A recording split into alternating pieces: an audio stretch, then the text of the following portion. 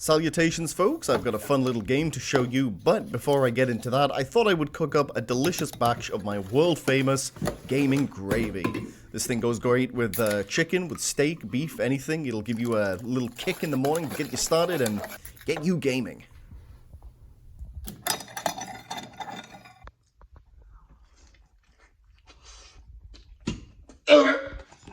Have you ever wanted to go to hell? Perhaps you're a fan of free games, or maybe you just have a fascination with birds. Bloody hell. Bloody hell. Bloody hell. Bloody hell. Oh, Jesus. It's a free twin-stick shooter on Steam developed by Pun Intended, going with the method of sales. Offer them a little bit of free product, and they'll be back for more. If you happen to be a fan of Enter the Gungeon, then you'll feel right at home. The game comes complete with glowing bullets and a little dodge roll. Unlike Enter the Gungeon, however, the game only comes with one gun, the illustrious bird shit shooter. However, with the proper upgrades, you can make this thing into a bird shit Gatling gun. Did I just mention upgrades? Well, let's talk about upgrades. Unlike the alchemy table I have at my house, you can use this thing for more than just making Gen Chem. Any upgrades that you manage to find or buy with your wealthy supply of skeletal remains are slotted onto a physical grid, each coming with a different shape and different properties. It's pretty fucking cool. Truth be told, outside of the Gatling shit upgrade and a few other little amenities, I didn't really use it that often because the game is fairly short. Took me about 4 hours to beat, and it shouldn't take anyone else much longer. You will, however, want to get as many health upgrades as you can to avoid getting your back blown out by the various enemies. The fact that the game cost absolutely nothing actually brings up a somewhat interesting question. Is it actually fair to criticize a free game? I mean, you didn't pay anything for it, the only thing you really paid is however much time you spent on the game. You've not really gained or lost anything in the transaction. So, let me pose a hypothetical to you. After a long day of working in the mines, you're taking a walk in the park and you get a little bit of a rumbly in your tumbly. You see a man handing out free burgers and approach him. After giving you the free burger, you take a single bite and it tastes pretty good. At this point, the man grabs your hand, locks eyes with you, and tells you, "I just fucked that burger to completion." After finishing the burger, because it's the polite thing to do, is it really worth bringing up that he forgot the pickles? The answer, I feel, lies somewhere in the middle. While understandably, if it's a developer's first time, it doesn't really make sense to just shit all over the game. That's not particularly fair. However, a little bit of criticism doesn't really go amiss. Without constructive criticism, nothing would ever improve. For example, if I never decided to criticize my ex-wife's cooking, she never would have gotten any better at it. That said, the criticism I did give must have not been particularly constructive, because my eggs started to taste a little bit like mercury. With all that said, I don't actually have that much to criticize.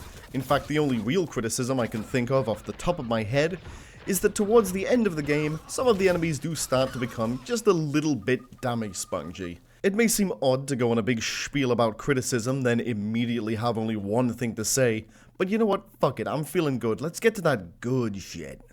The attention to detail in this game is just fucking marvelous. Take this section for example. You're presented with these lily pads. Now, initially, jumping on these lily pads fucking sucks, because they're slow as hell, and if you even attempt to dash off them, you will drop into a pool of Thanos' hot, sticky cum. At least that's what I thought initially, but on further inspection, it turns out you can fully charge up the laser beam to fucking glide along that Thanos cum, almost like you're water skiing. It's just beautiful. You can also fire to give yourself a little boost, and if you remember the rapid fire option from earlier, you can absolutely fucking glide through these sections, making them a breeze.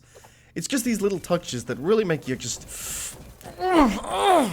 Despite the fact that the game is somewhat short, it also features 5 bosses, and you know what? They're all pretty fucking good.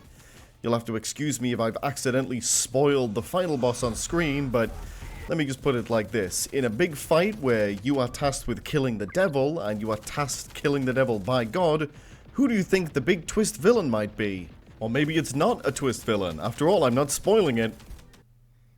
It's God. It's obviously fucking God. I'm spoiling it. You're also introduced fairly early on to the rage meter mechanic. Basically, up in the top left, you have this sculluloid demonoid type creature, which will fill up slowly with rage. You get rage from killing enemies and, you know, just killing enemies.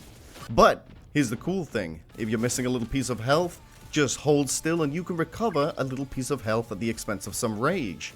Or fuck it, if you've got full rage and full health, you can go absolutely fucking batshit, no wait, no, not batshit, bird shit, fucking crazy, and you can just unleash a big move. It's a pretty cool little system, and honestly, something I really enjoy. I should also mention that dodging through bullets at just the right time actually allows you to parry them by firing off a fully charged laser beam. That shit's pretty good, encouraging you to like play really aggressive and just give it your all. It's balanced, as all things should be. You guys remember when Thanos said that? You know, the guy from Iron Man? Another small point of criticism, but let's talk about bones. Listen, I do like the bones in this game. They're satisfying to collect, you get that lovely little rattle when you just scoop up a whole bundle of them. My only real issue is that when you die, you lose half of the bones. Honestly, I would have preferred if you just lost all your bones, but maybe let you get them back, Dark Souls style. The shop items in this game are not particularly cheap. And trust me, you're going to want those shop items if you want to have the most fun with this game. Especially the health upgrades. Whenever you find a cursed heart, you still have to take it to the shop and buy the cursed heart fixing pill. In such a short game, it just did feel a tiny bit tedious to lose a huge amount of bones to a boss or some random enemy, and then have to go grind to get them back. That said, if anybody ever tells you that I used Cheat Engine to give myself thousands upon thousands of bones towards the end of the game, just know that they're lying to you. Not because I didn't do it, I did, but I didn't tell them. Whilst admittedly I am somebody who plays YouTube videos in the background of most gaming sessions as a bit of background noise, the soundtrack is definitely worth a listen. Like, there are some fucking bangers on here.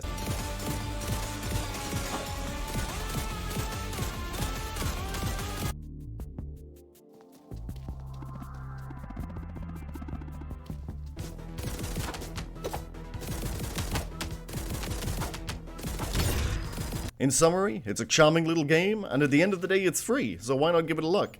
I'd give it a 4 dead pigeons out of 5 living pigeons. Only 4 of them died. 4 of them hit the window, the other one gets to live. For real though, I'm probably going to be keeping a close eye on this developer, because if this is what they release for free, just imagine when they release something for £1. If you play the game and really like it, you can actually support the developer by buying the soundtrack, or of course buying a beautiful bouquet of flowers and sending it to the address labeled on screen right now. And if you liked this video, feel free to give it a like, comment, subscription, whatever you feel the need to, but please stop sending me flowers because the last bouquet I got sent contained a single bee, and my house does not allow pets. I haven't been inside for weeks. See you guys!